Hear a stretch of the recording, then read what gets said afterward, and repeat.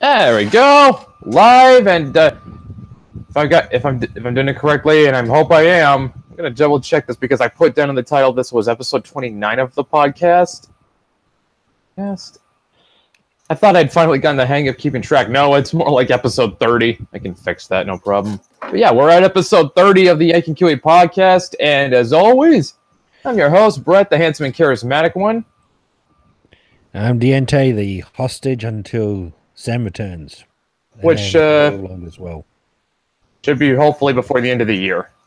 Yeah, hopefully. I hear he's having a bit of more luck on his end. It's more like I managed to, like I figured out, you know what? I can't send Sam the money, but I can send you the money, and you can send it to him. Okay. That sounds overly complicated, but all right. Well, I don't. It's about the only. Unless Sam got more money on his end, then that's about the only solution I've got. The reason is Sam. I think what Sam told me is that. I think what Sam told me was what was he can't for whatever reason he can't open a PayPal account. Really? Yeah, he can explain it better than I can. All right. Yeah. That's odd, but all right, I'll have to hear him out on that. Yeah. So so what? Nothing about why nothing about why say, hey, Maeve is dressed in Seahawks gear now. What's that? Well, you don't notice? My profile changed. Oh, and I don't really pay attention to things like that, to be honest. Oh, there's a reason why. This isn't just because I'm such a diehard Seahawks fan. This is part of a cunning plan, if you will. Okay, this should be good. So I'm friends with the Rags team. The people who make the Rags comic. Yeah. And the model for Regina Rogowski is a woman named Liz Finnegan. If you spend a Sunday on Liz's Twitter, she will not stop tweeting about the Eagles. She is a diehard Philadelphia Eagles fan. And because she is, Brian and Trent have to be. Oh. Not that that doesn't really seem to bug them that much. Fair enough. Now, I've got Brian's blessing to use Regina as a supporting character in Changeling. Ah. Nah, this is where it gets. I haven't gotten to even the best part. All right. So, where it gets really good. Where it gets really good is that I put together a little short story, which I have planned for like an anthology special if I get that far. Yep.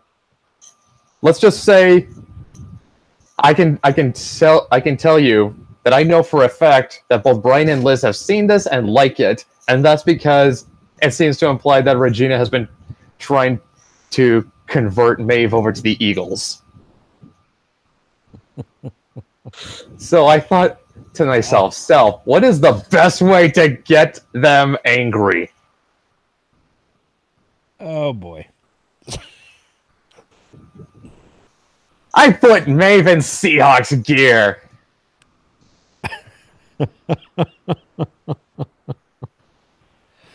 Have they said anything about this yet? I don't, not so far, because I did it today, but I know they've had to look at this all day. I have tweeted at Liz a couple times today. I'm in the Rags Discord. I changed my handle on Discord and Twitter to say Maeve McKenzie loves the Seahawks. I know they have had to look at it. So sooner or later, I am gonna get them. Oh, yeah.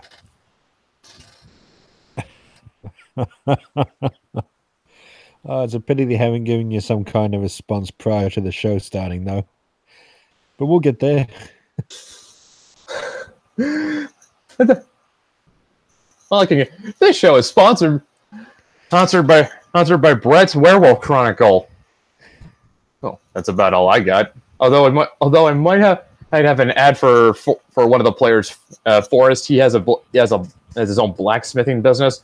I told him to write an ad out that I could read at the beginning of every show we do on the when we do another Werewolf Chronicle. Might just add that into here. Why not? Work? But yeah. And yeah, it's just like I said, I know they've had to see it. Now, we're going to change gears from something that's really good to something that just blows, and that is the internet's latest obsession with Bowsette.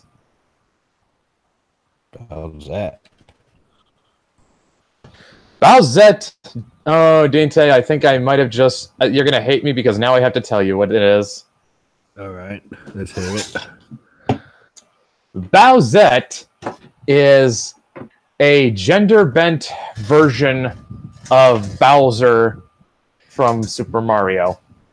What? Not making that up, and oh boy, because it's all based on, I think, the funny thing is, I think it's based off a... What's it? Based off a Princess Crown power-up.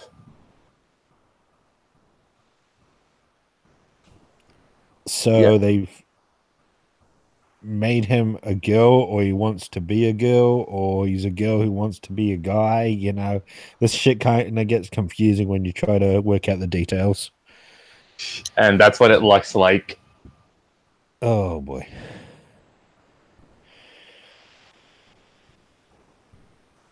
When did this happen? Like... I think it happened within this week, like less than a few days ago. Wow. Like I think I was seeing the height of its popularity like what day? It's Wednesday, correct? Yeah, for you, yeah. I was seeing the height of its popularity on Monday. Holy shit.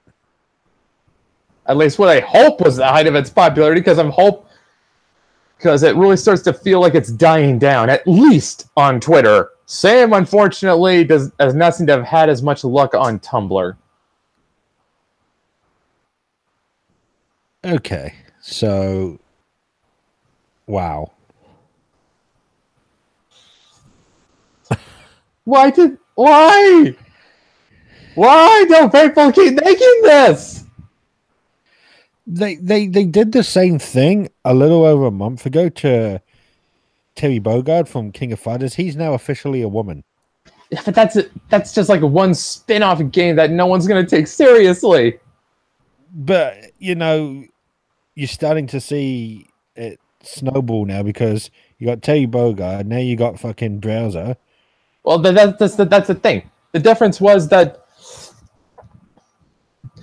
But yeah, like I said, with Terry, it's just in a spin-off game that nobody is going to take serious. With Bowser, it looks like it's just a meme that's gone out of control again.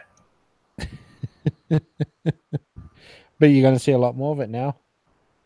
I just hope they don't. I'm just hoping that we don't see this like become a. Don't make Bowser a Smash character, please no. Please. Although supposedly, here's where it gets messed up. You mean one of the guys in my werewolf group said apparently Bowser caused Nintendo's stock price to go up 2 points. Holy shit! Now, for all you guys for everyone listening, maybe 2 points doesn't sound like a lot, but Oh God. But here's the thing: economists, they go nuts when a stock price goes up just 0.02 points. Yeah, because if you got a lot of money on that stock, 0.2 points is a big increase for you. Yeah. Yep. Oh, and I just checked the chat, and Matt and Dan are in it. Hey guys, I'm sorry I didn't notice you sooner. You could also advertise. Yes, Matt, I could be advertising for Wicked. I probably should be doing that. I am. Well, I'm not technically a Wicked employee. I'm a freelancer. Sir, I just have a contract with them.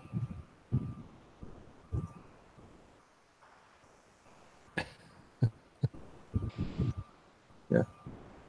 Yeah, and Dan is just chilling. Oh, good. Yeah. So Nintendo's going to be making a profit off this. I just really hope they don't go and make Bowsette a Smash character. I think I'd die inside, man. I think that could actually happen, though, because, you know, we've seen worse. I mean, both Solid Snake and Sonic the Hedgehog ended up in Smash due to popular demand. Yeah. The difference is at least Solid Snake and Sonic the Hedgehog are... Well, Snake is cool. Sonic was cool at one point. Yeah, it was a pretty big deal back in the early 90s.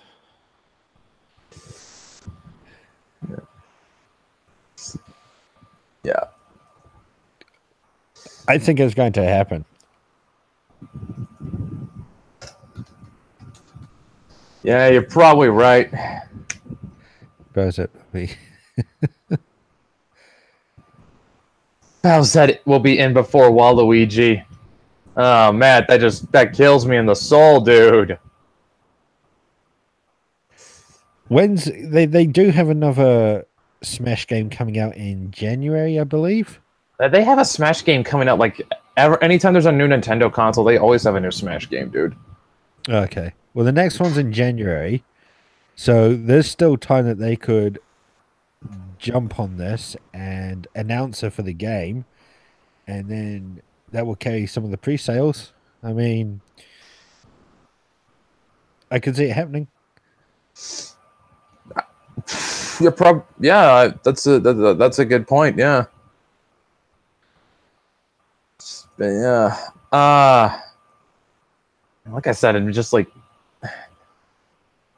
Bowsette just to me looks like I said, it's just a meme. And Dan's going to dinner, but yeah, what? Bye, Dan. But yeah, Bowsette it's another case of the internet going out of control. Yeah, was that one with Knuckles? That was a while back, and everyone was just losing their minds over it. I don't remember. Oh God! So some people are calling it racist and. Oh, Uganda Knuckles! I remember now. That's it. Funny thing is, I think Bowsette seems to have had a shorter shelf life than Uganda Knuckles. I think Uganda Knuckles has lasted longer than Bowsette.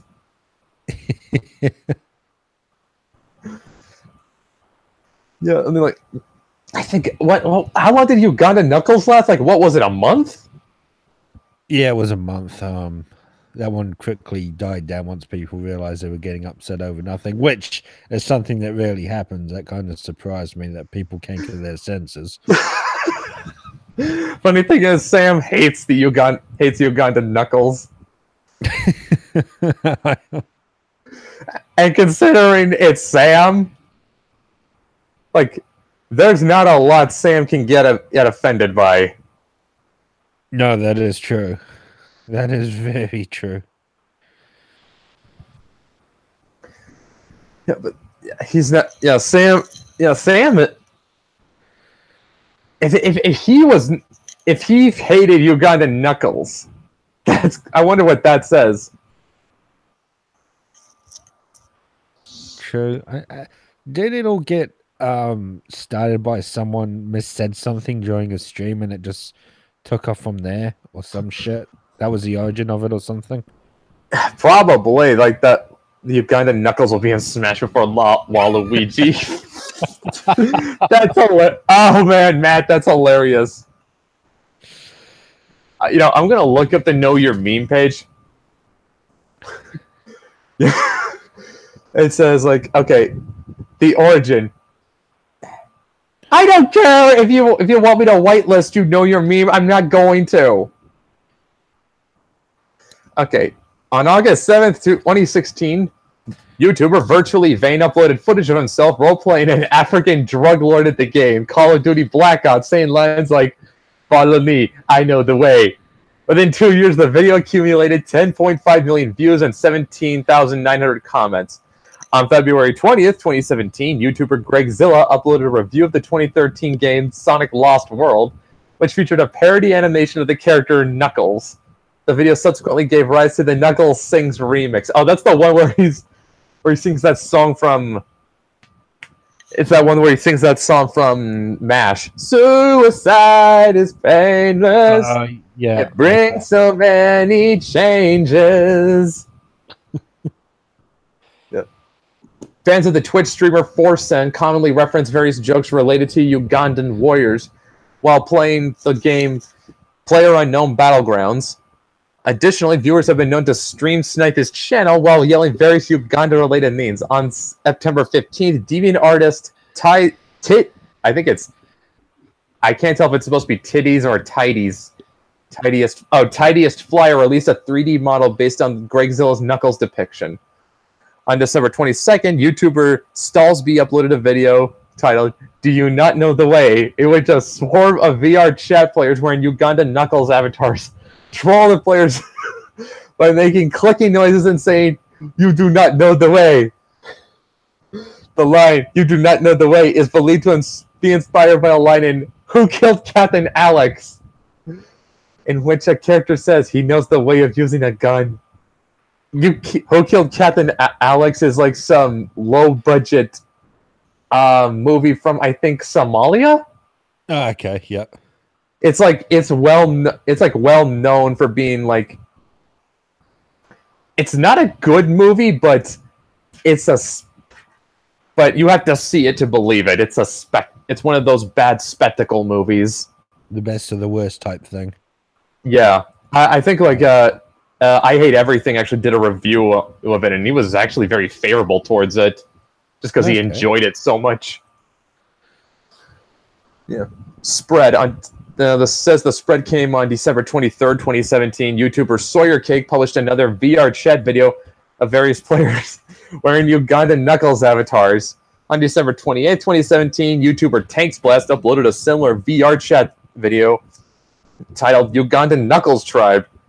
On January 1st, 2018, YouTuber Seymour uploaded a VR chat video titled Do You Know the Way? Within 48 hours, the video had gained over 199,000 views and 170 comments. On January 3rd, Redditor Jeebus McAzen submitted Tank Blast's Ugandan Knuckles Tribe video to our YouTube Haiku, where it received more than 400 points and 93% upvoted and 25 comments within 12 hours. On January 5th, E-Bombs World published an article about the meme titled Ugandan Knuckles is a hilarious meme that's taking the gaming by storm. On January 7th, deviant artist Tidiest Flyer uploaded the 3D model page with a disclaimer urging viewers to not use this to bug the users of VR chat and blah, blah, blah. Don't bug people on VR chat with my model.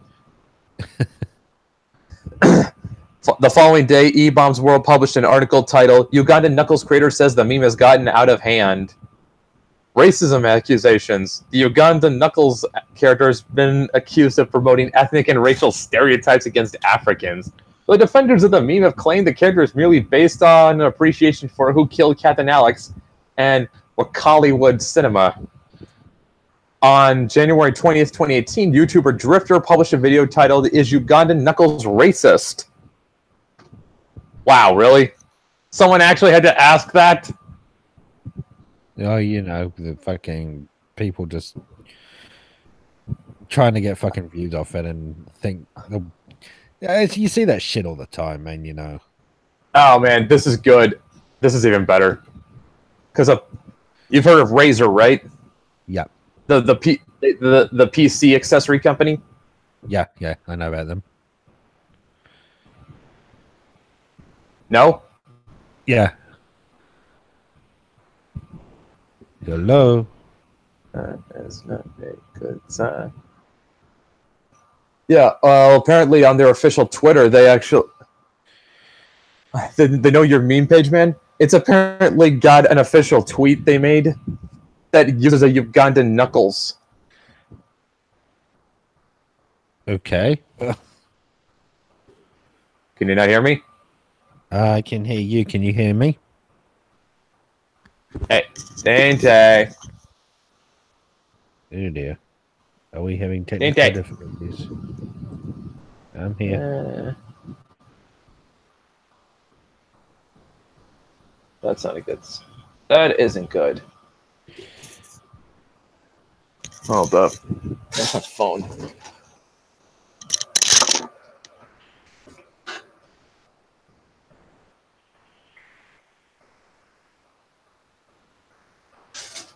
Internet must have gone out.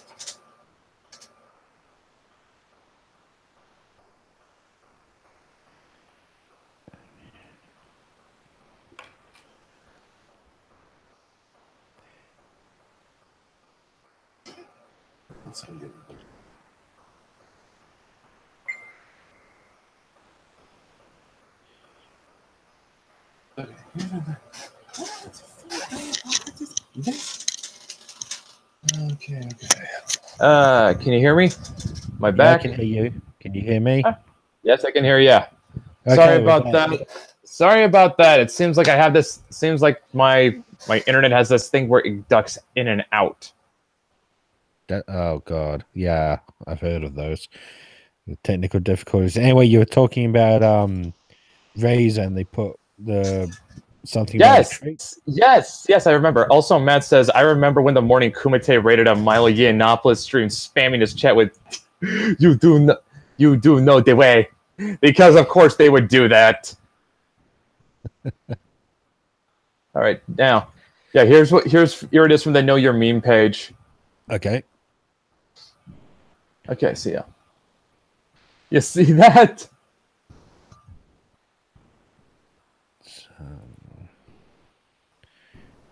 Okay. Yeah, it says on January 27th, 2018, the gaming company Razer tweeted a customer-created image featuring a swarm of Ugandan Knuckles characters accompanied by the caption, "Razer is the way." In response, Twitter users began accusing the company of promoting racism by posting the Ugandan Knuckles meme. While the Tech News Gizmodo posted an article, does Razer know it posted a racist meme? You know, we already had this discussion with Nerd Wonder and Marmaduke. Yep, I remember. Yeah. Memes are they're internet satire. They're meant to be offensive. Yeah. But we live in a very overly sensitive fucking time in our history. I mean, people get fucking upset over the smallest things, and it's I know.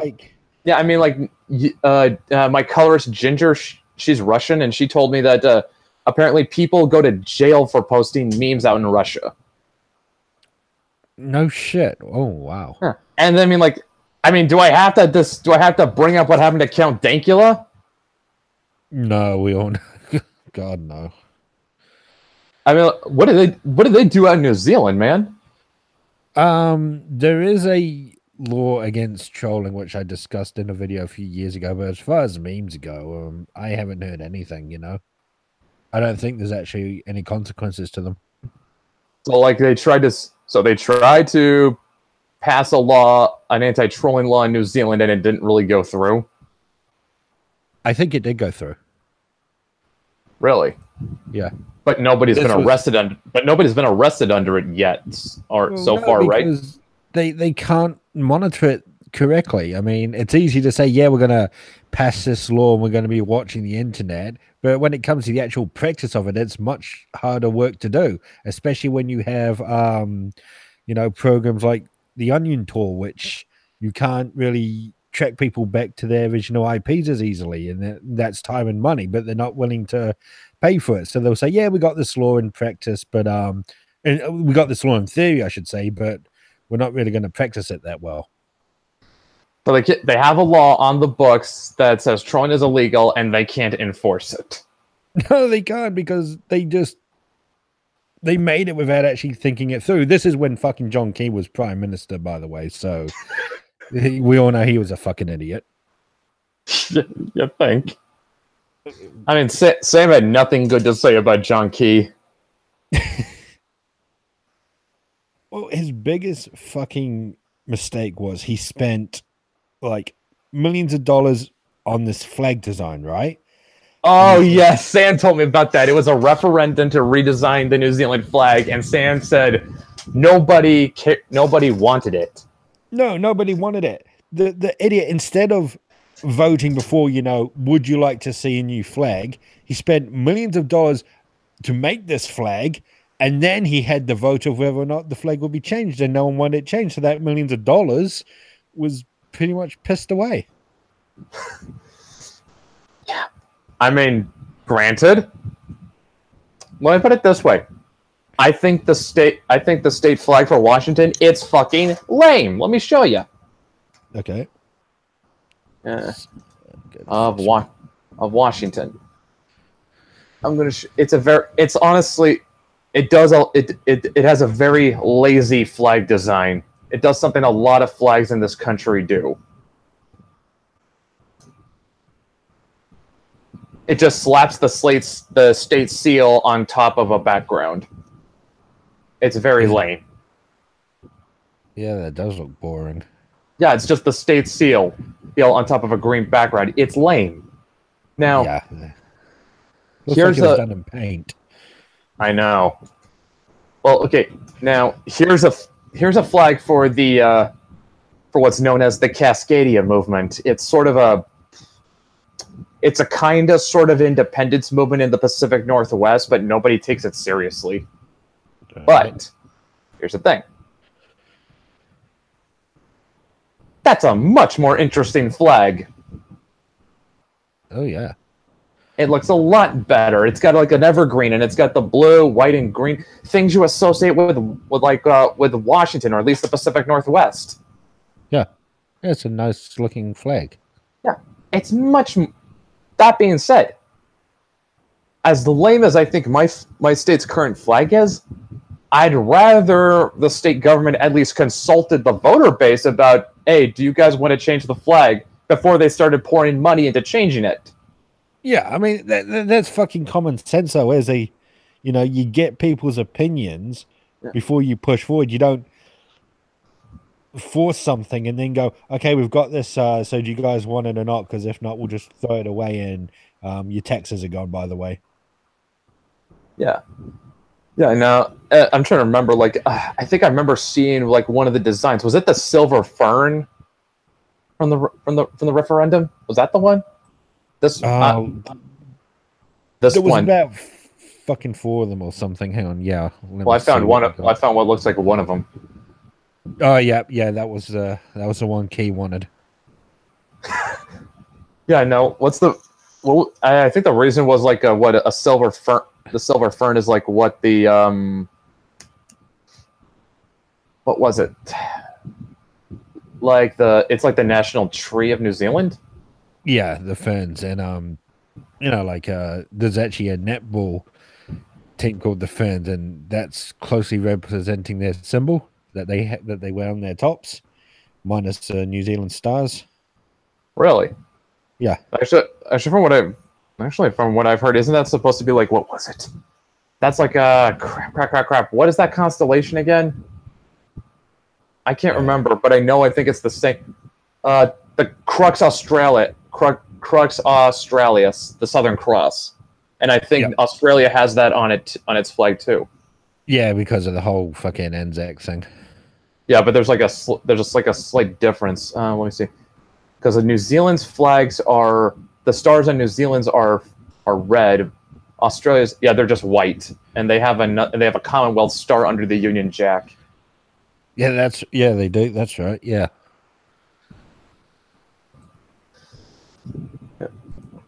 Speaking of which, I heard that if you want to get punched out by a Kiwi, just say he sounds like a Northern Australian. Yeah, that'll do it. Fucking do it. That's like going to prison and calling someone a bitch. You better get ready to fucking fight.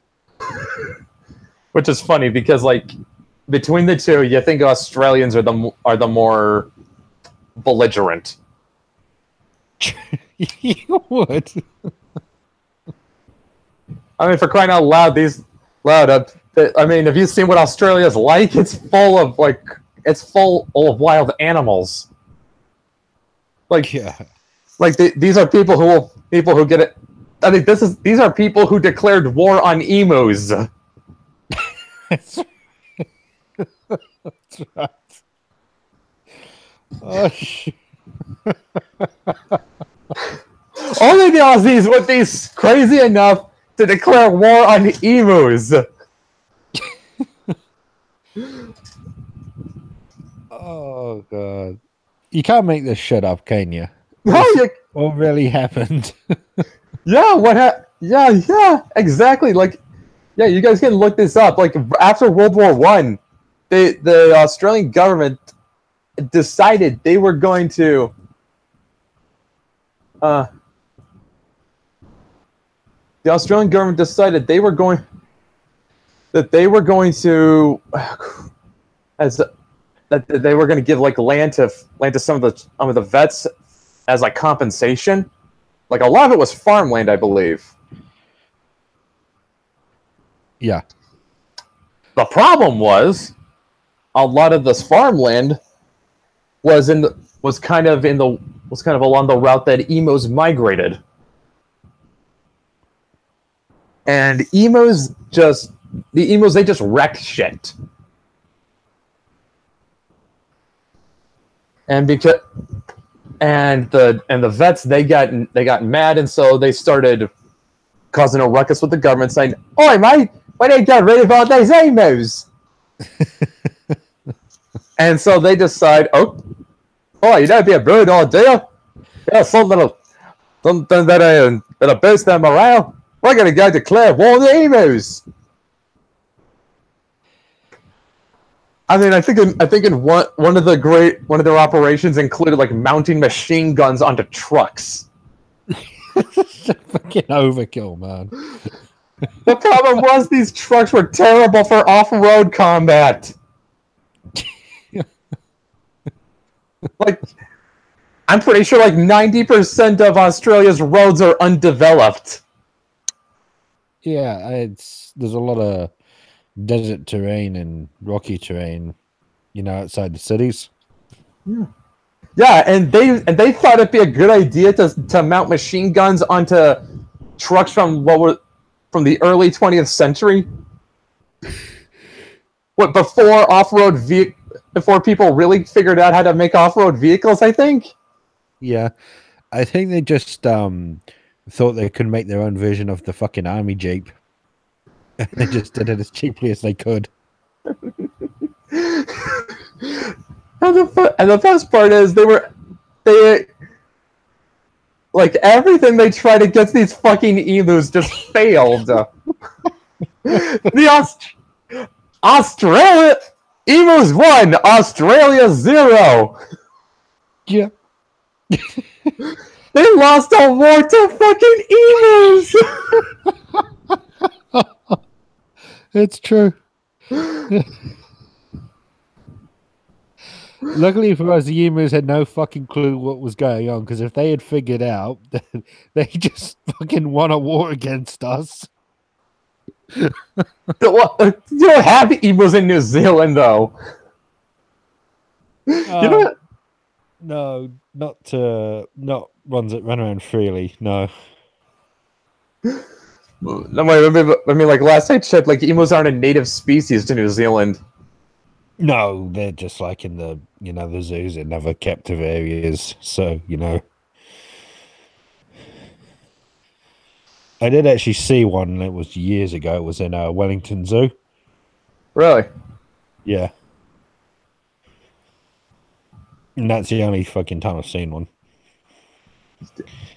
And As people say Canada's military isn't effective. just remember, at least the Canadians didn't lose a war to emus, Matt.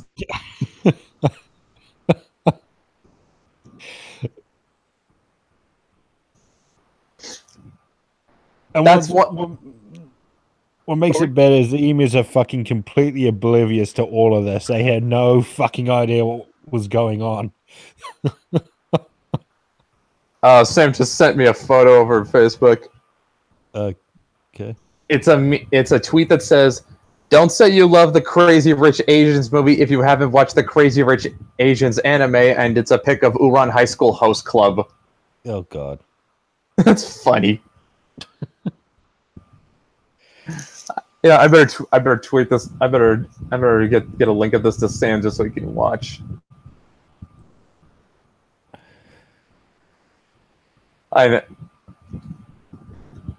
It's like the Wile E. Coyote versus the Roadrunners.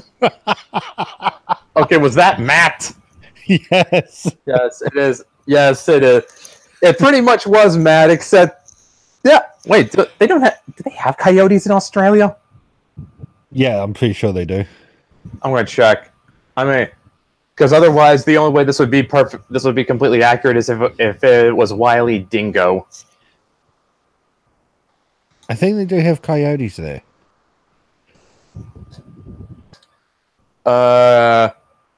Wolves and coyotes not welcome in Australia. The federal government has been urged to close a loophole in its biosecurity laws to block the possible importation of coyote and wolf species from the United States. Apparently, it's an ABC article from 2008. Okay. Oh, well, there you go then. So yeah, there's no coyote. So yeah, but it would have to. So yeah, you're close. Actually, I don't think they even have roadrunners in Australia either. Yeah, Wile E. Coyote. Yeah, the coyotes and roadrunners they're native to North America. They had the Tasmanian devil, but that's pretty much extinct now, I think. Really? Yeah. They don't want to lose another war. No, of course they don't.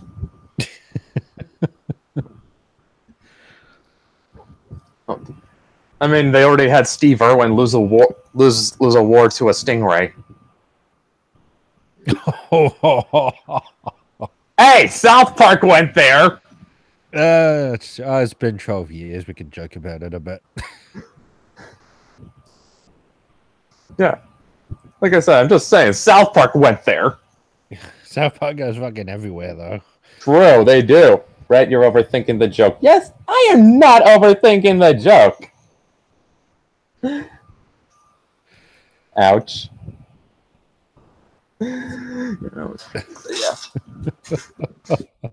But yeah, it basically was Wile E. Coyote. It basically was Wile E. Coyote versus Roadrunner. Yeah, and same fucking thing. The Roadrunner just goes about his daily routine, not knowing what the fuck's going on. Fucking Aussies come in with a bunch of inventions and fuck it up. Fuck themselves up, I should say. Like I said, like anytime. Actually, that's pretty much how a Kiwi can. That's pretty much how a Kiwi can win any argument with an Aussie. They just say, "Yeah, well, at least we didn't lose our war to emus."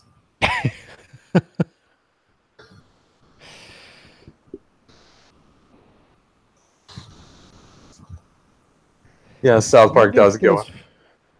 Wonder if that's why the movie The Birds isn't popular in Australia. Brings back too many bad memories. Or Birdemic. Oh, Birdemic.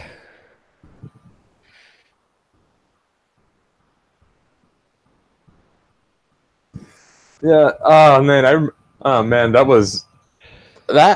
that's a kind of movie that can't believe that movie got popular, dude. It got popular for the wrong reasons, though.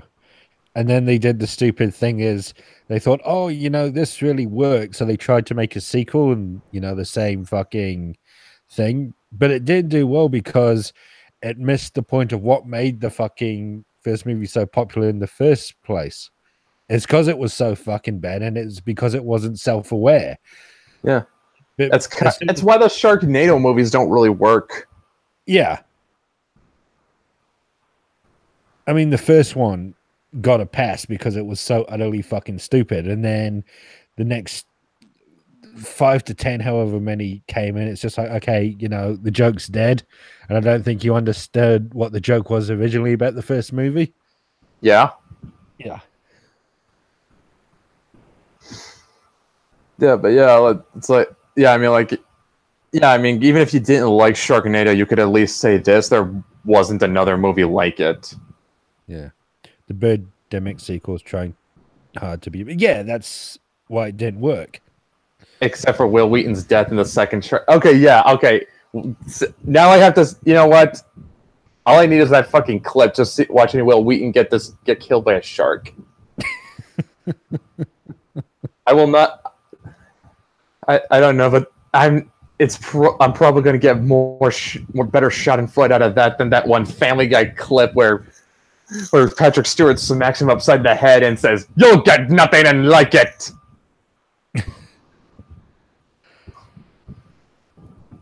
Oh god, the poor guy was the most hated character on Star Trek. Yeah, that was it. Yeah, nobody fucking liked Wesley. Nobody liked him. And that's why he was written out, was it season 4? It took them fucking 3 seasons to figure out that they need to get rid of him, though. Yeah, was it really? Wait, did he? I thought he stuck around longer than that. I think it was season 4, might have been season 5. He goes to the academy and he does a couple of, guest stars now and then he's also in one of the movies in the background. No lines, he's just fucking in the background. But yeah, that was about it. Yeah. Now, although to be fair, at least the writers wised up with Will Wheaton. I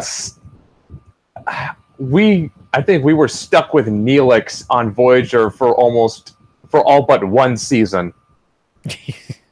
I know who he is, but I never really got into that show much.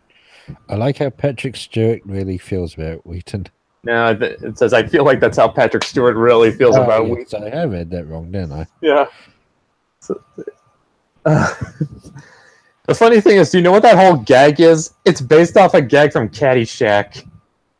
Yes. It's in fact it's the exact same gag line for line.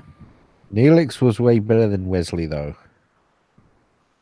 That is debatable, Matt. That is seriously debatable if Neelix was better than Wesley. I know Will Wheaton has been known to be kind of a prick. Was he actually causing some trouble on sets, I wonder? I don't know. All I do know is that he eventually got trolled off of Twitter, and then he tried joining another social media site, and they didn't like him either. He must be a prick. He must actually be a bit of a prick then. I can certainly say that he's better written. He didn't save the ship in almost every episode he was in. Yeah, but he dragged down every episode he was in. He made every episode Neelix was in was made worse by his very presence. Since Matt, and I stand by that. There's a reason why there's a reason why SF Debris had to coin the award for stupid Neelix moment for his Voyager reviews. Oh god, I'm gonna have to watch that later. In one of just any of them, like he's SF Debris has reviews for pretty much most, if not all, of Voyager. In fact, I think he's got reviews for every series. Wow. Yeah, but his reviews are great though. How long was Voyager? That was only about 5, wasn't it? I think it was like 7 seasons. I'm gonna double check. Okay. I'm pretty sure it was 7 seasons. I know Next Generation was 7. Yep, it was 7 seasons. Yeah, I did all right then. It lasted a good while.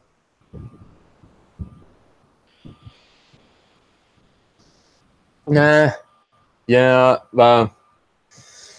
Personally, I say Deep Space Nine was better. 7. Enterprise has 4. I didn't really care for Enterprise. Almost nobody did. In fact, I mean, like, it took them I think 2 seasons to actually get Enterprise good.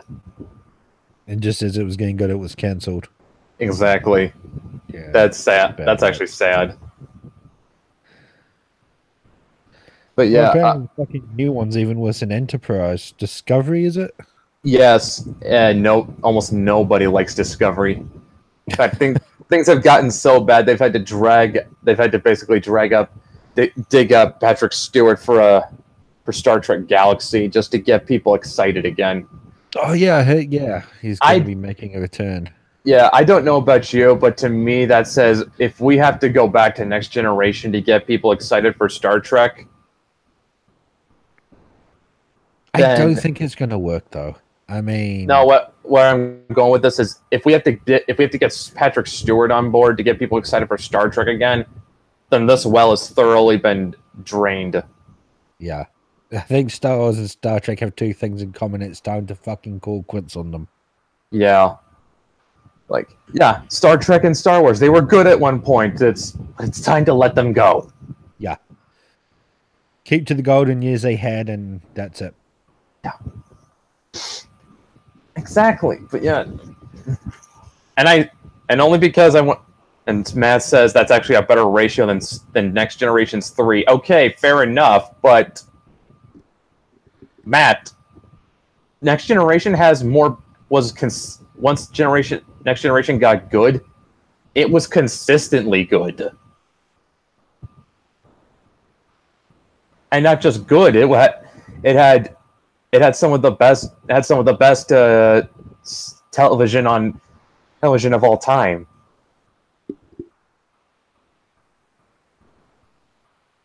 Like there's a chasm of difference between the quality of Enterprise when it's good and Next Generation when it's good. You'd agree with that, right, Dinte? Oh yeah, I mean, Next Gen, one of the best episodes I saw was the 2-parter when Picard was being tortured, and the alien kept saying, "How many lights do you see?" And he was trying to get him to say there was 5 lights when it was actually only 4. And it was him trying to break Picard down mentally. That was really good episode. Yeah, I think that's Chain of Command, and it's he gets captured by Cardassians. And do you want to know something really? Do you want to know something that would have made that 2-parter even better? What's that? This 2-parter was originally supposed to be a tie-in to Deep Space Nine.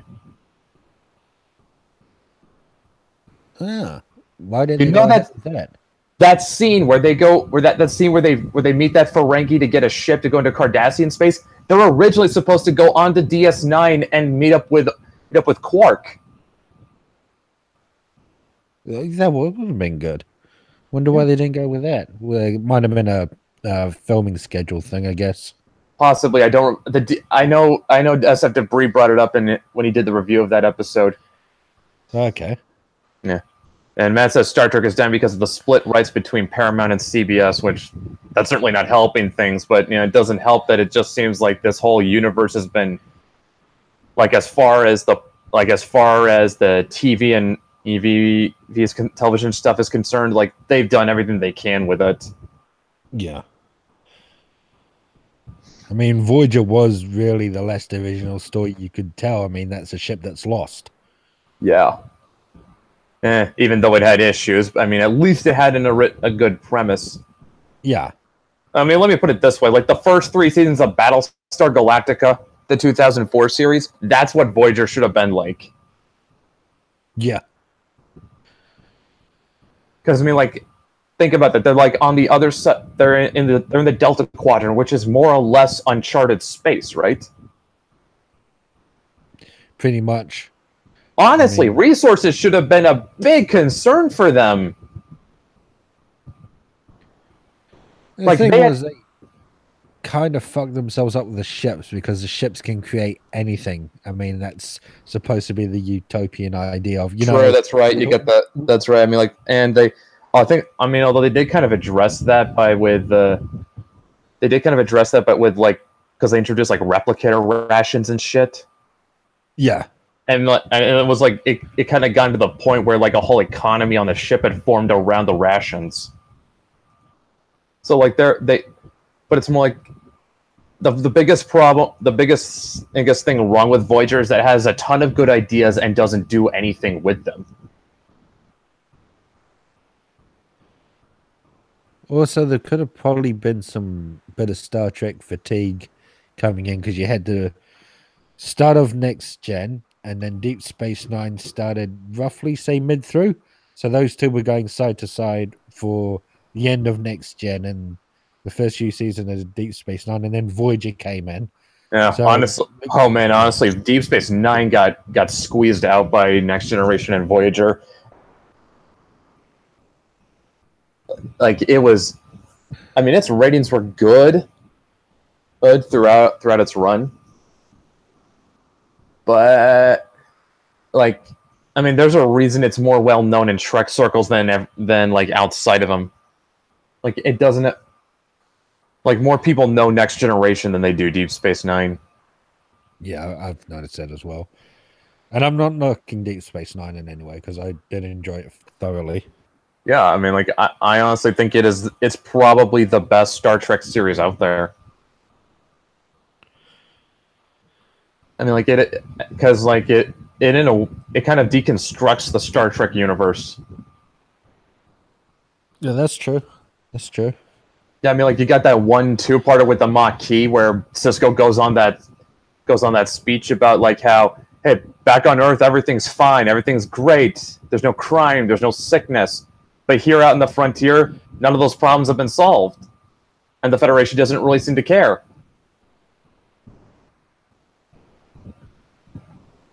Oh, I remember that one. Yeah. Yeah, that was. Yeah, I mean, it was also Deep Space Nine was actually one that goes to some pretty dark places too. Like, yeah, like in the Pale Moonlight, that one where Garrick and Sisko conspired to assassinate a Romulan ambassador. That's right. Yeah, and it's all just to get the Romulans to turn on the Dominion.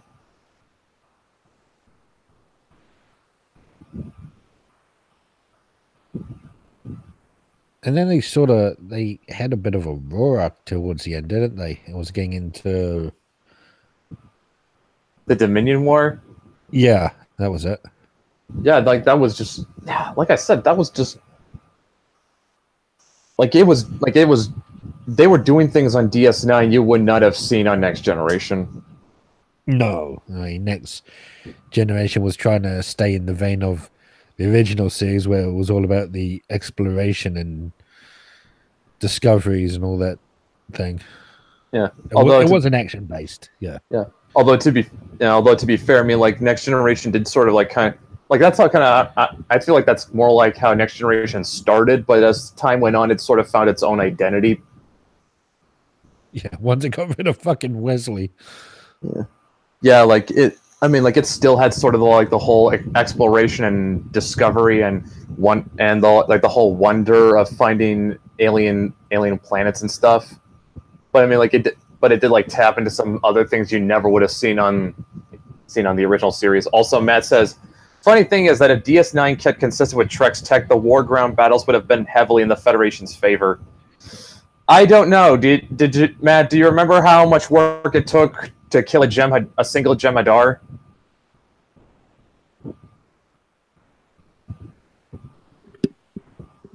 Like those.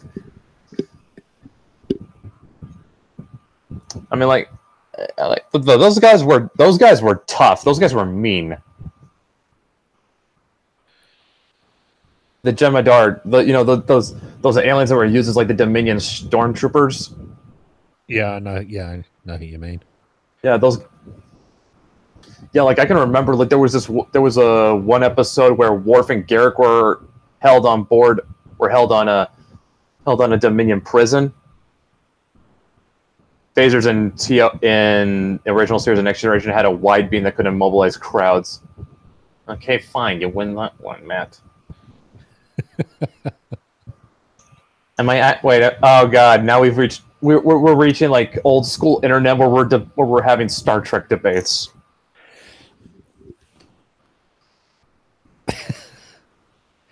Maybe it's time to come back to that.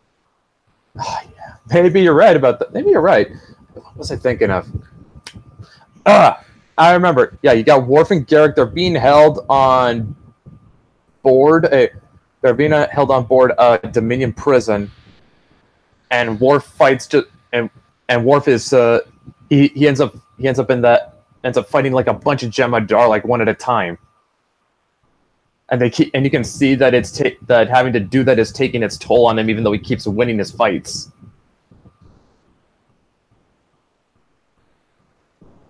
Although to be fair, okay, maybe that's a bad example because Worf had to go through like several Jemadar before it was clear like keeping on fighting would have killed him.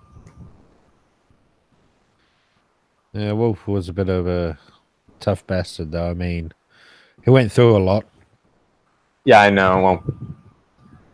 Yeah, DS9 did scale down the power of the phasers for the sake of the dark story. Yeah, see? Yeah. But yeah, still, like, I don't think you're going to find a darker Star Trek episode than In the Pale Moonlight. Because you never would have seen Picard, or Kirk be a co-conspirator to political assassination.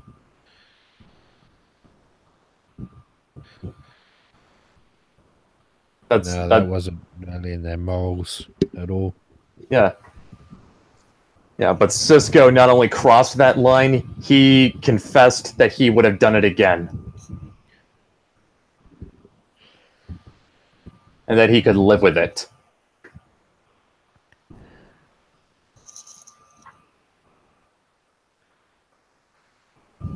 Yeah, Discovery tries to be dark, but it fails on so many levels. You're not kidding. I mean, granted, all I've got really to go on is SF Debris reviews, because I have no desire to watch Discovery.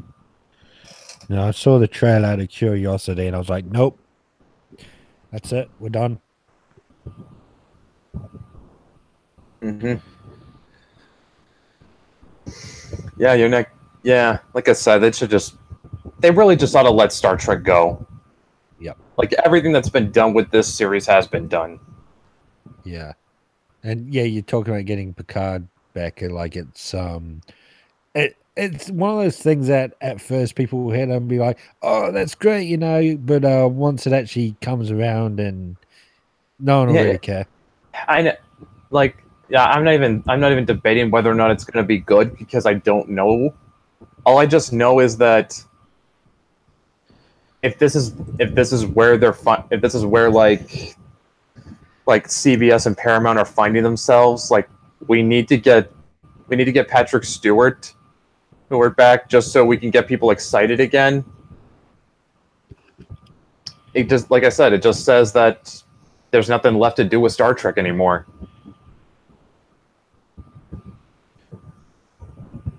I mean, no, I mean, say what you want about Battlestar Galactica 2004, at least it did something different from the original show. Oh god, they really are fucking getting desperate. Okay, this Captain Picard, he's coming back. As we discussed. But before that, they tried to bring Spock back in Discovery Season 2, and that failed. Oh my lord. So first it was, we'll get Spock in the show. That'll make it good. That didn't that fell through. So now it's like, oh shit, let's get Picard back in. Patrick Stewart's still alive. Let's get him. Yep.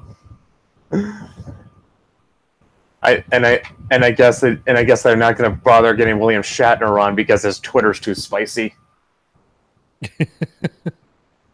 Well, he was killed. Technically, his character was killed. Oh yeah, that's right. It said that the Picard series will be the replacement for Discovery because of how much of a money drainer Discovery is. Wow, fucking wow. But yeah, I'm standing by what I said, Matt.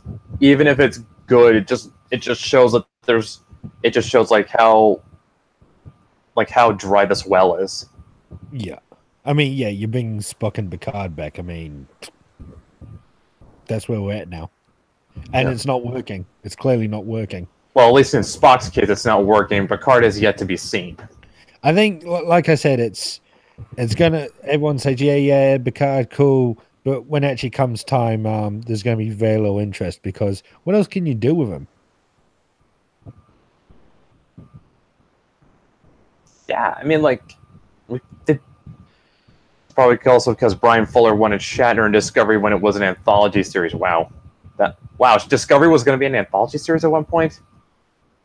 That actually sounds like it could, they could have gotten at least something interesting out of it. But yeah, let's not get distracted. Hmm. What was it you said, Dinte? I don't know. Crap.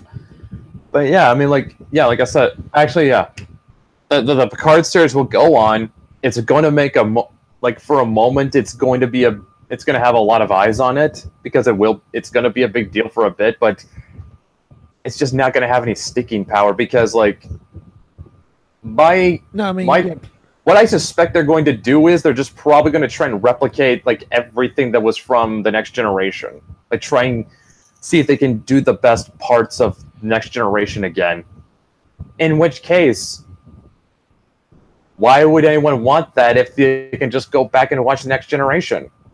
Exactly. The first episode, or maybe the first couple of episodes, the appeal will be, where's Picard in his life now? You know, what's changed? How's he grown? What's he up to? But then once you get those answers, it's like, okay, well, what else? That's it. We've seen him grow. We've seen where he is. You know, you can't take him anywhere else.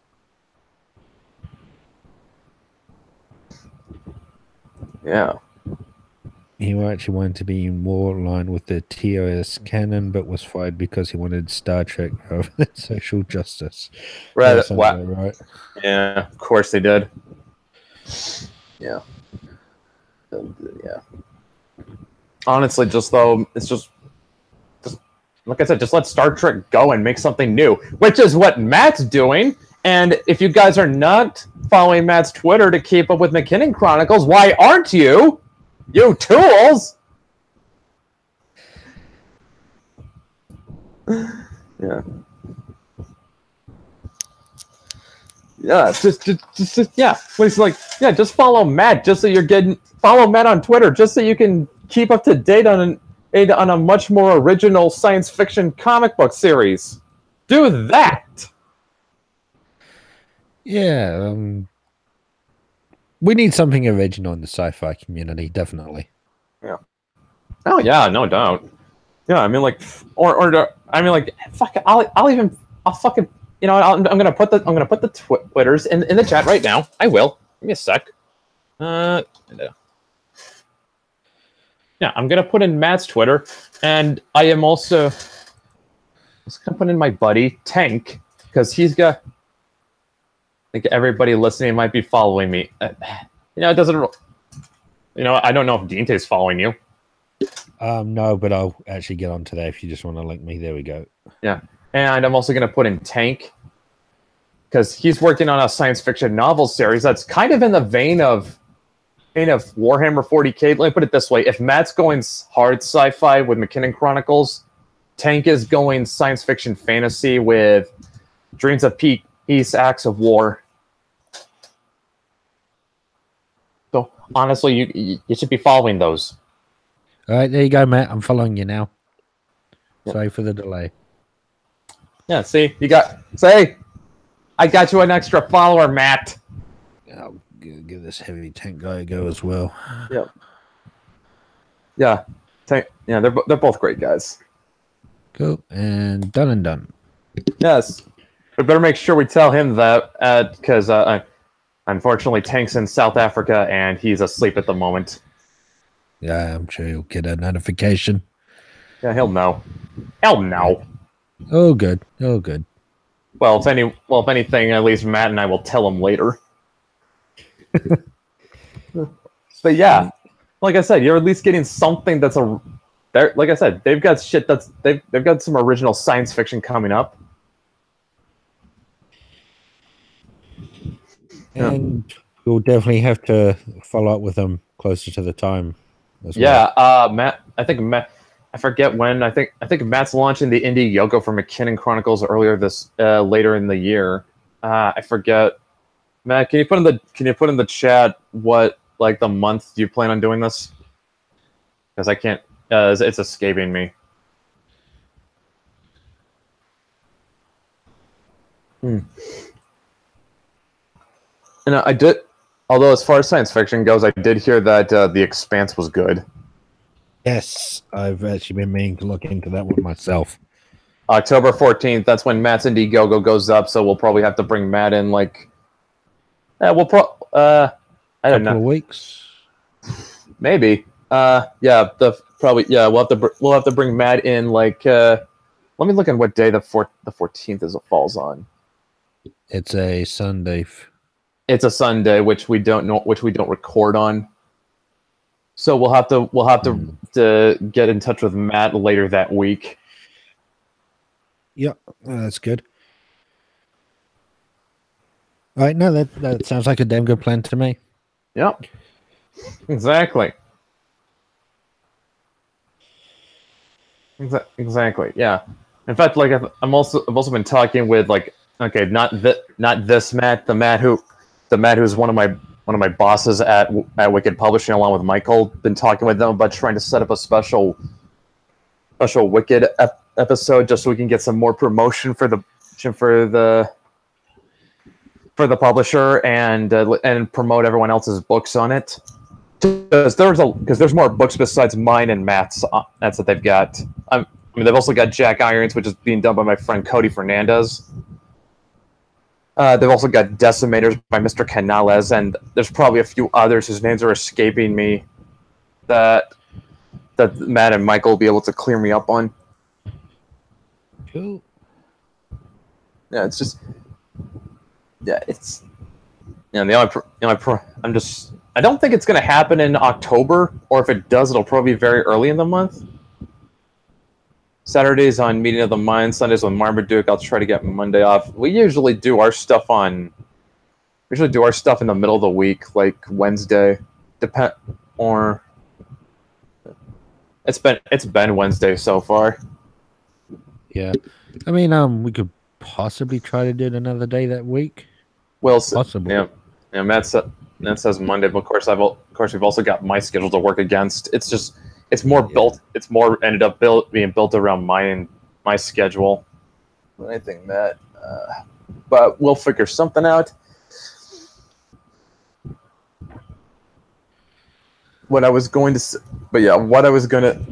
bring up with is, if the Wicked episode happens, it's probably going to be very early in October, because later in October they're going to be getting ready for LA Comic-Con.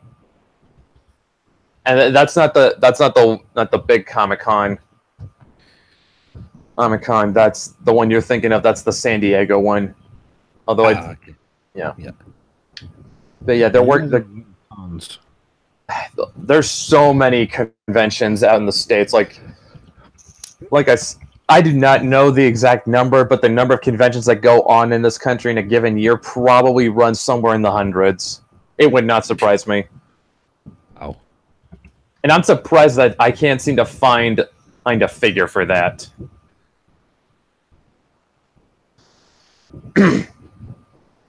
So what I was gonna say though is, yeah, because they're gonna be getting ready for their booth at LA Comic-Con. It's probably not going to be happening because it's been in later in the month, and it would have been cool because it would have been around Halloween. I mean, and then Wicked Publishing, Halloween, sounds like a really good combination to me, right? Yeah, that could work. Yeah, but yeah, right now it would have worked, but like I said, it just does not seem like that's where the scheduling is going to allow it. That sucks. So yeah, I No don't way to likely. work around that. Like I said, what I see happen is if it happens in October, it's going to be like early in the month. Okay. Depends on what I hear back from Matt and Michael. But the thing about though with their LA Comic Con is that they actually got in touch with me to put together a special print for Changeling that they're going to present there, and it's going to be in like an 8.5 by 11 print and a full sized 11 by 17 print. So in other words, if you're at LA Comic Con this year, you can be one of the first people to get a Changeling poster, which is gonna be drawn by my artist Victor Campon and with colors being done by Ginger Foxy. There you go. There's reason to get out there to it. Yeah. So if you're in the LA area, you should go there. If you want to know when you should be going, it's that con is going down from October 26th to October 28th, and be there at the Wicked Publishing table.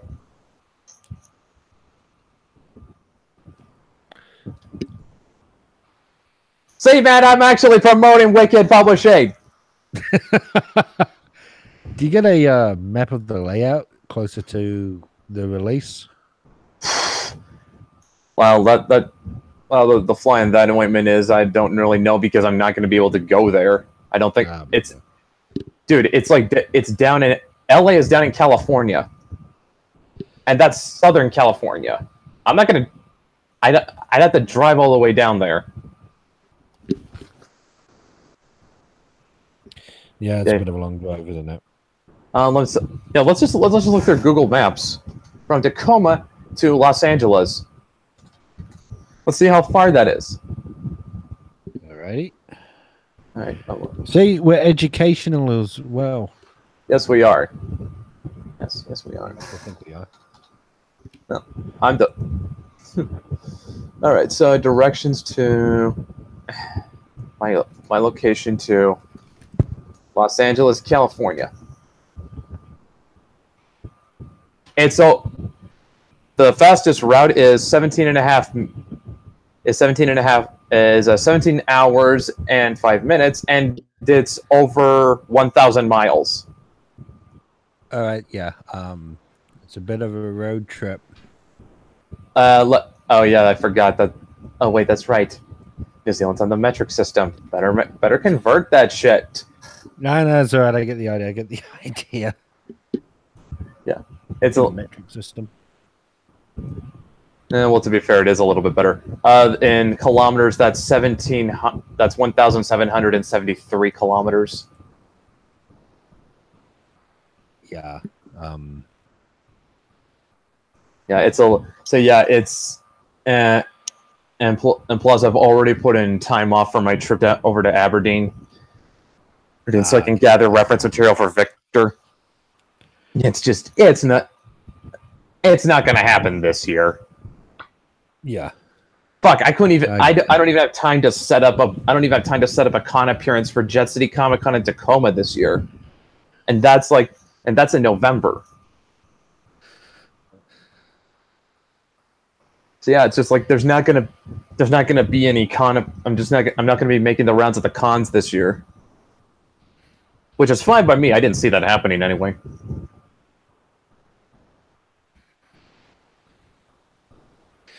It's a shame, but I guess there's gonna be plenty of time, isn't there? Because those things are fucking nearly all year round. So yeah, like I said, like if you look up the schedules, yeah, you could.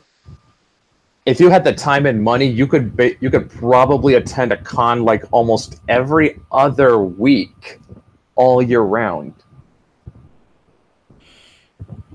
Like I'm fairly certain there are enough cons that go on in a given year out in the States that if you had the time and the money, you could attend one every other week.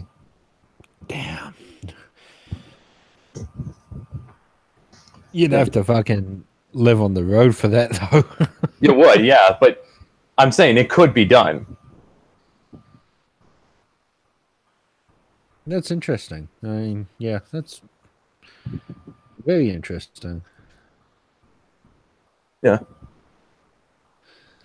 Like you said, you told me like the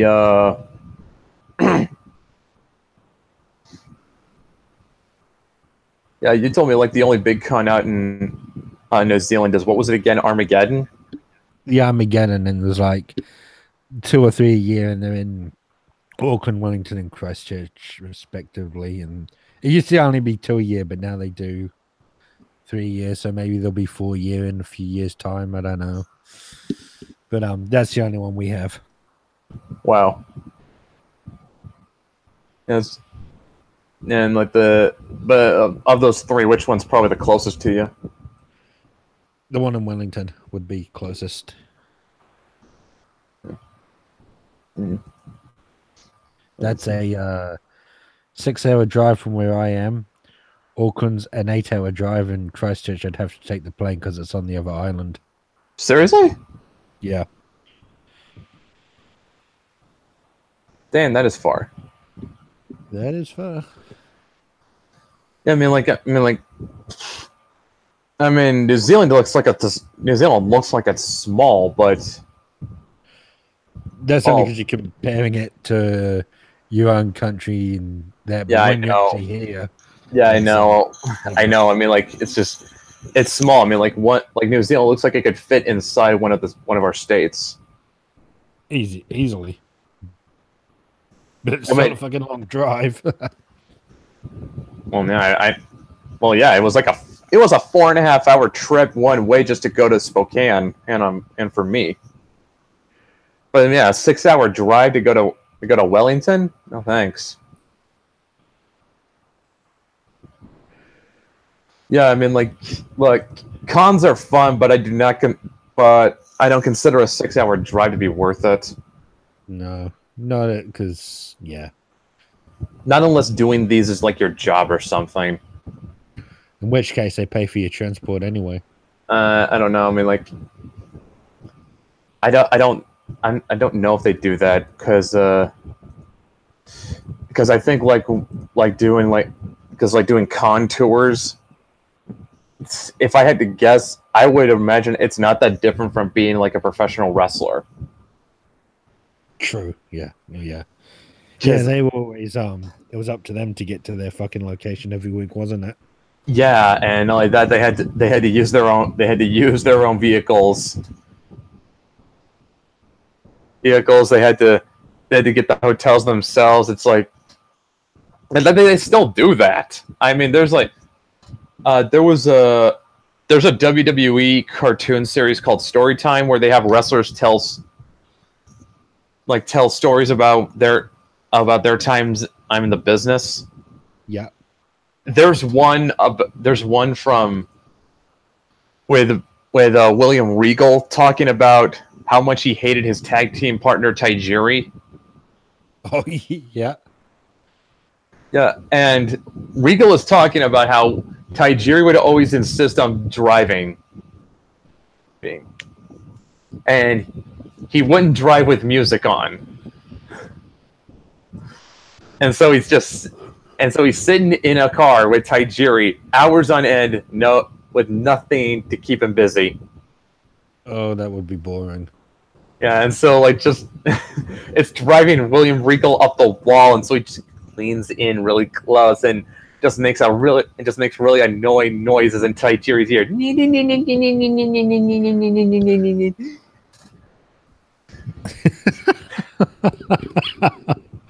Oh shit, that would have been a fucking torturous journey for them both then.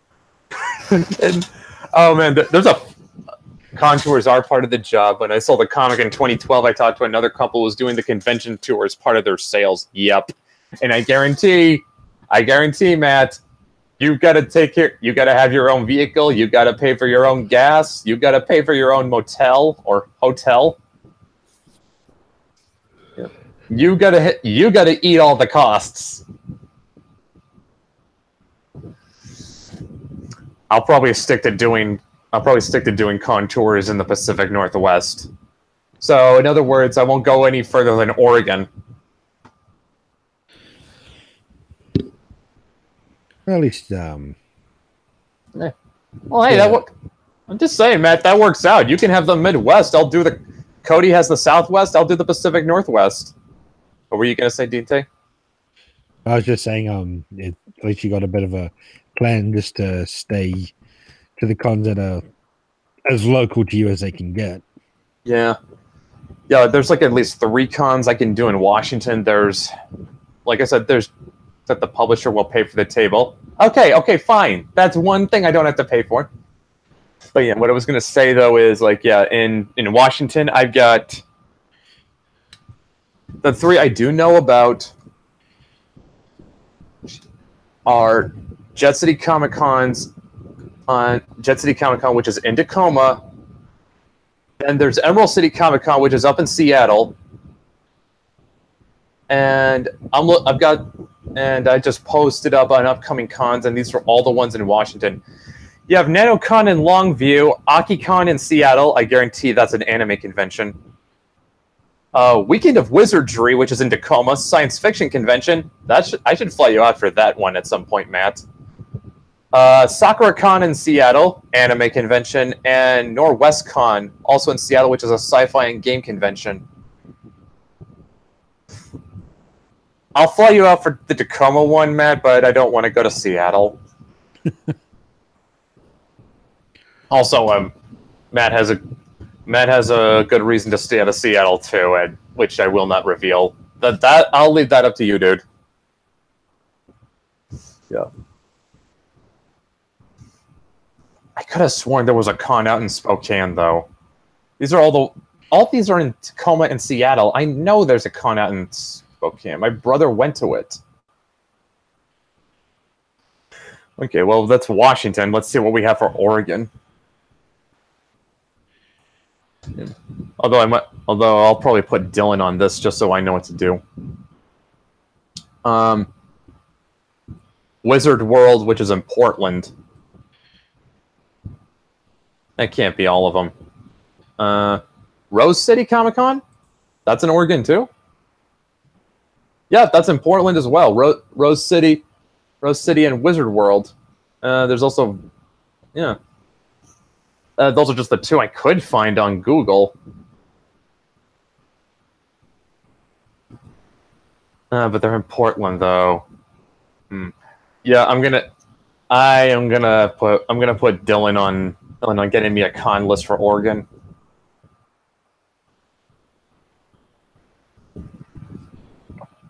Yeah, but yeah, I'll be the guy from Wicked Publishing that does all the Pacific Northwest cons.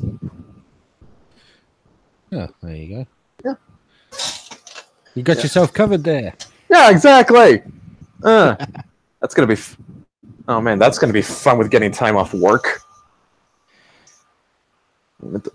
Although that's something that's gonna have to be like further down the pipeline. Like I'd say I'd probably with 2019 where 2019 is concerned, I'll definitely be doing Jet City Comic Con because that's what I want to do. If I can pull it off, I might also do LA Comic Con.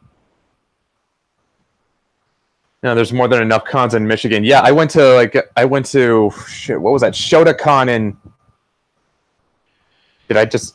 Shotacon in Lansing. Did I just say that can't be the right one? No, Shudocon. I think it was Shudocon. I remember going there once. I'm gonna make sure I have it right though. Yes, it's with Shudocon, not Shotacon. Shotacon is something worse. And for the Shotocon's not a convention, Dinte. It's all I'm gonna say is you know what a Lolicon is, right? Yeah, I know it by name. Shudocon is in Lansing. Saying Matt, I know it because I was there. Okay, well, you know what Lolicon is. Well, Shotacon is what it. Well, Shotocon's the exact same thing, but with boys. Yeah. There you go. Yep.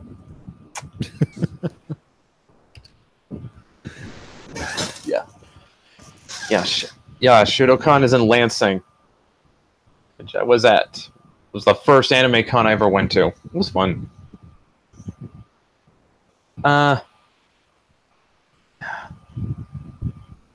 Yeah. If I can get the time off, I might do LA Comic Con, but I wouldn't put that too high just because I'd have to drive all the way down to Los Angeles, and that's the big one, isn't it? In LA. No. The big one is San Diego. Okay, right. So I was just checking. It looks like the convention will be a disappointment. Then I recommend Youmacon. The problem was Youmacon was in Detroit, and I was living all the way outside of. I was living on the west side of Michigan, Matt. I was living outside of Grand Rapids. I wasn't gonna drive all the way to Detroit. That was a 6-hour drive from where I lived.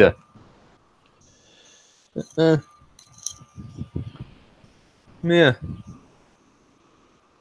Yeah.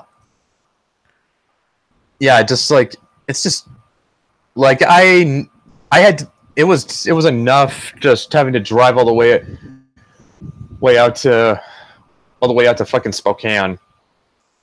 I don't want to know how much it's going to cost me to have to drive all the way down to Los Angeles.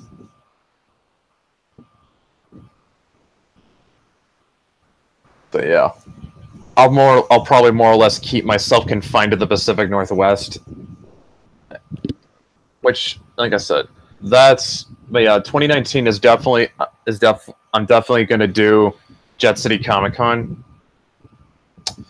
2020 is when I'll start looking into expanding my con horizons. Yeah, just keep it small for the short term, and that'll be the best way. You don't want to get too far ahead of yourself and No, I don't. commit to something you can't do. No, I don't. Yeah, like I said, Jet City Comic Con is doable for me just because it's in Tacoma. It's much closer to where I live. Yeah, because I live in Tacoma. But yeah, that's at least good for at least getting my feet wet. And then after that goes down, I will for 2020. That's when I'll start looking into like doing more cons in Washington and also looking into cons down in Oregon. Which would be great. I'll get to hang out with Dylan and maybe Stacy and Nigel. Yeah, that would be a good trip, actually. Yeah. And like my only experience with going down to Oregon though was just going down to Portland that one time. Don't really know how I can put it. The parts of Portland that I was at, they were pretty cool.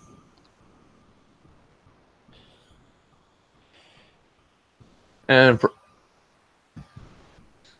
yeah. Cool.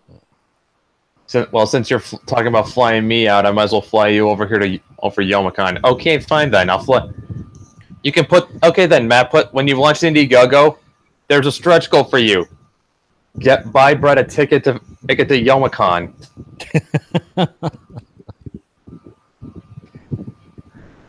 I'll make that a stretch goal. For when I launch Changelings Indiegogo. Get Matt out to fuck. What was the name? What was the name of that one? Crap, I forgot it. I forgot the name of. Let's see. I forgot the name. Weekend of fly Matt out to Tacoma for Weekend of Wizardry. Weekend of Wizardry. Huh. Yeah, the science fiction convention in Tacoma goes down in December. Cool.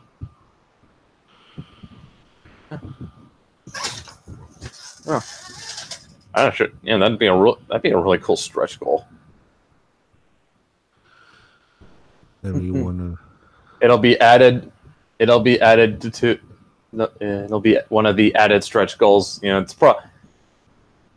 It's just because I've seen Matt on a couple of other streams, and he talks about like how a lot of Indiegogos failed just because they promise a little bit too much in the stretch goals rather than sort of. I think Correct me if I'm wrong, Matt, but I think what you said is like the more successful ones sort of like add the stretch goals as they go.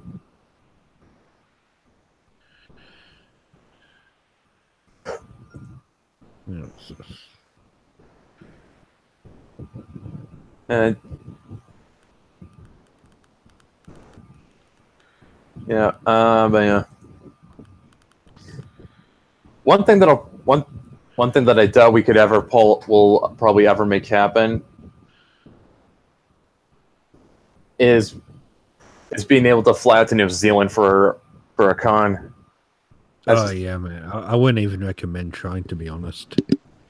oh, dude. I mean, the amount of money the amount of money that gets spent on just the the amount of money you're gonna spend just on flying out to New Zealand. Unless you make it really, really big and you got thousands of millions pouring in, I would not recommend trying to come out to a New Zealand one. Probably not.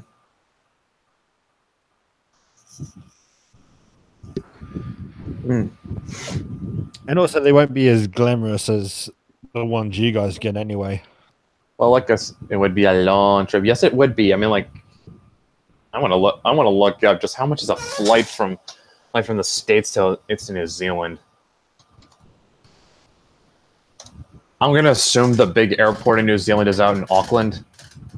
Yeah, you got one in Auckland, you got one in Wellington and Christchurch, but you can also, once you land in New Zealand, you can pretty much take a plane to anywhere in the country without the need of a passport. Passport. It almost works like a fucking flying taxi, or no, not a bus. You have Really? planes going all over New Zealand all day. All right, I'm looking up. Okay, so. Fuck me! It's an 18-hour flight to New Zealand from Seattle. Well, I'm sorry, we're not closer. What do you want me to say?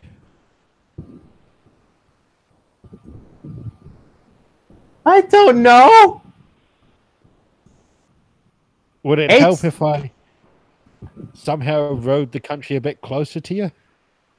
Because I'd try it. It's just like, holy fuck! I don't think I could. Like, I hated being stuck on a plane just moving from Michigan over to Washington, and that was comparatively. I think I spent less time, like much less time. Let me pull this up. Michigan, not for not for New Zealand too. Seattle, Tacoma. Yeah, I was on a plane for almost 6 hours going from Michigan to Washington. I don't want to be stuck, and I didn't like it because like I found out I hated flying. Like on my layover in Denver, I ended up throwing up. Oh, you get airsick. Yep. Oh, yeah, you don't want to be on a fucking 18-hour flight then. No, I don't. That's a long sleep. Yeah, that would be a long sleep. Ginte, Sam, I love you guys, but I don't think I could. That's just something that's never going to happen. We're never going to make the con circuit out in New Zealand.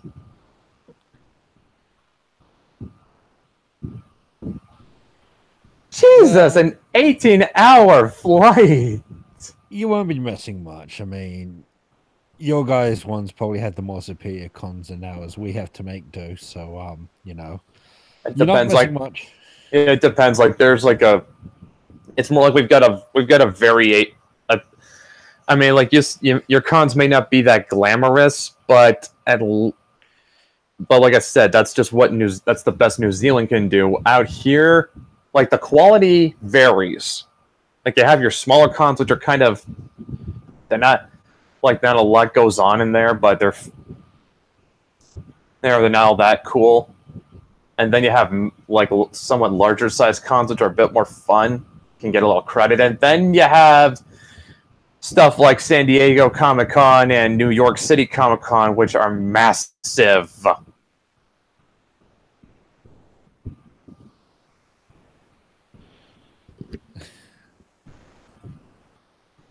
yeah. It's like I said, it's like I said, your cons may not be, you may not think your cons are that cool, but at least it's, like I said, they're kind of, it's kind of what the level you can expect, and it's pretty consistent. Like we've got varying levels of coolness when it comes to our cons. Yeah, that's fair enough. Yeah. Which is, yeah, well, yeah, it makes sense. I mean, like, fuck, like I said, country's so big. Hey, you could probably do a con tour all year round.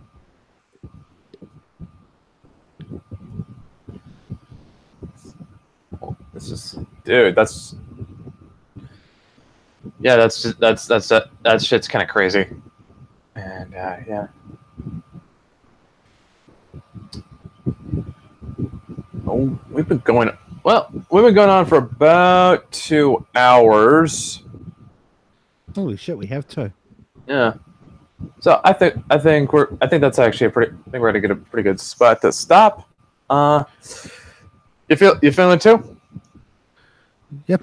I was just actually looking at the list of some of your cons myself, so yeah. Just in the country, or are you looking at the ones for the entire country, man? I think so, because it's a really long list. I'm not surprised. Okay. Indeed. You know what? Next week we're gonna come when we come back next week. D&T and I are gonna see if we've come up with a definitive figure for all the cons in the United States. Oh God, I have to do maths. Don't worry. There's an easy way to. I know an easy way to do this. All right. Okay, that'll be next week's topic then. Yep. Also, Matt gets the last word on this. The now defunct Anime Punch had a sex offender running it. Wow. Apparently touched a minor. Okay. I would have thought. That's kind of a dark note to end on. So It is. we'll see you guys. Thanks for ruining the ending, Matt. We'll see you guys next week, and keep up to date on Wicked Publishing, guys. Follow them on their Twitter so you can keep up with all the books, including mine, which is Changeling and Urban Fairy Tale, and Matt's, which is McKinnon Chronicles, and Cody's, which is Jack Irons, the Steel Cowboy, and Mr. Canala's Decimators. And keep up to date for when we. And keep up abreast for when we do the Wicked episode. See ya. See you later.